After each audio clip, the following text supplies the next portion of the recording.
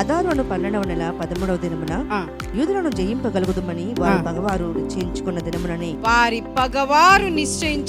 దినముననే యూదులు తమ పగవారి మీద, అక్కడ మీ పేరు పెట్టుకొని చదవండి ఒకసారి. నీ సమస్య నీ మీద జయం పొందిందని నిశ్చయించుకున్న మొదలులోనే నీకు దేవుడు జయాన్ని అనుగ్రహించేశాడు. నీ శత్రువు మీద నువ్వు ఫైట్ చెయ్యక ముందే దేవుడు సియోనులో నుండి ఆయన దండము ద్వారా మన జీవితాల్లో శత్రువు కంటే ముందుగానే జయాన్ని దేవుని బిడ్డలమైన మనకి అనుగ్రహించును గాక.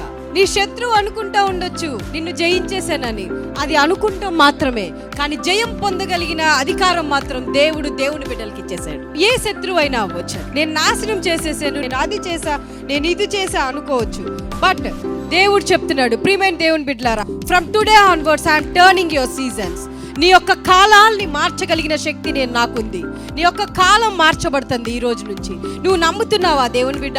నువ్వు నమ్మితే, నువ్వు విశ్వసిస్తే నీ కాలం యొక్క మార్పుని ఈ రోజు నుంచి మీ జీవితాల్లో మీరు చూచుదురు కాక. నీ పగవారు, నీ శత్రువులు నీ మీద జయమొందింది అనుకున్నప్పుడే, నీలో ఉన్న అనారోగ్యత నిన్ను నాశనం చేస్తున్నాను, నేనే ఈ వ్యక్తి కంటే ఉన్నత స్థానంలో ఉన్నాను అనుకున్నప్పుడే దేవుడు దాన్ని నీ పాదాల కింద అనగొట్టగలిగిన శక్తిని దేవుని బిడ్డలమైన మనకి దేవుడు అనుగ్రహించేశాడు.